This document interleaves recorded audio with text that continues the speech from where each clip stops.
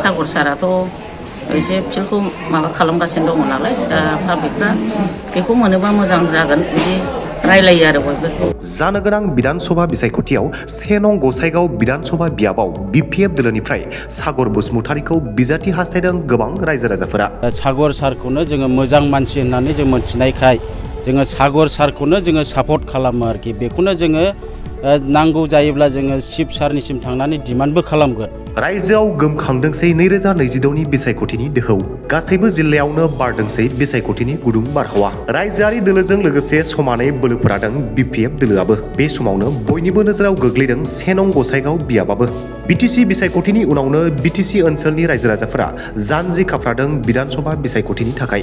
मख'नो गोनांदि बे बियाबाव बिसायख'थिनि थाखाय गुबुन गुबुन दोलोजों लोगोसे मैखोमै खामानि मावदोंसै BPF दोलोआ। BPF दोलोनि बेबायदि खामानि मावनायखौ नोजोर लाखिनानै 1 नं गसाइगाव बियाबाव BPF दोलोनिफ्राय सागर बसुमतारीखौ बिजाथि महरै हास्थायदों गोबां रायजो राजाफोरा। आरो गसाइगाव बियाबाव BPF दोलोनिफ्राय सागर बसुमतारीनो टिकेट होयोब्ला बिथांखौ देरहासार खालामनो साखाफारा जानानै दङ रायजो राजाफोरा। बिजाथिखौथ' जोङो मोजांखौनो हास्थायो। पाब्लिकखौ जेन' मोजाङै नायनो हायो, अननो हायो, खना खनि लामा लांगौ नायो, सुबिदा जेरै जोंनिया बे माजेन MLA दंनाय समाव गोबां हस्पिटाल लामानि बे लाइटफोर बे अनेकखौ मोन्दों आरो जेरै मा होनो एम्बुलेन्स हस्पिटालाव जोङो मोन्दों।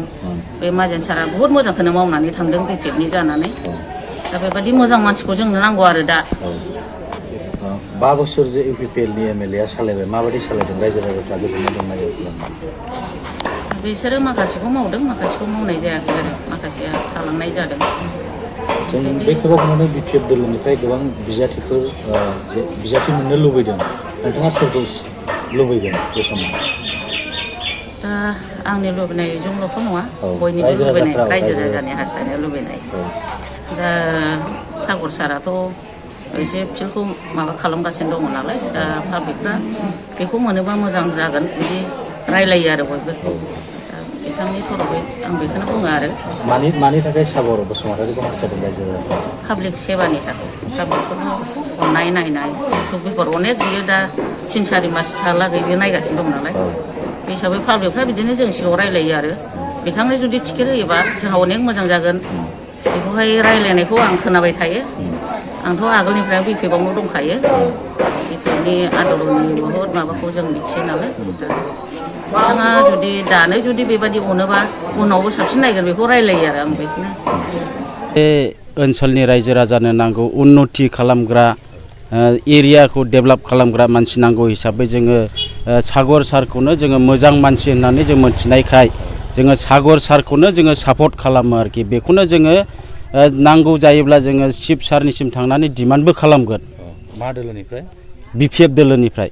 मानो नांगौ जादों बिथांखौ? माने बिथांखौ जोङो एरियाखौ डेभेलप खालामनो थाखाय, एरिया उन्नति खालामनो थाखाय आरो रायजो राजाफोरखौहाय एसे एनैब्लाबो अनसुंथाइ होनांगौनि थाखाय, अनसुंथाइखौथ' जोङो आजिखालि 21 बोसोर जाबोबाय जोङो BPFआवहाय सैसोबोनाय, दुखु खस्थ' खालामबोनाय, मोनफ्रोमबो इलेक्सनाव जोङो ख्राब जोङो माबा खालामो, ओंखारबायो, खिन्थु दिनैसिम जोङो जेबो उन्नति गैया आरोखि। बेनिखायनो दिनैहाय जोङो मोजां मानसि नांगौ हिसाबैहाय जोङो सागर सारखौ सापर्ट खालामो, जेन' सागर साराबो जोंनि एरियाखौ नायनानै जोंखौ उन्नति खालामो, जोंखौ नायो आरोखि। बेखौ लानानै जोङो सागर सारखौनो जोङो डिमान्ड खालामो आरोखि। थांनाय 5 बोसोराव जे UPPLनि जे MLA जिरन बसुमतारी MLA जाबोबाय, माबायदि खामानि मावदों नोंथांनि? जिरन सारखौथ' जोङो मा बुंबावनो, गावसिनि UPPL दोलोनि मानसिफ्रानो मोजां मोना आरोखि।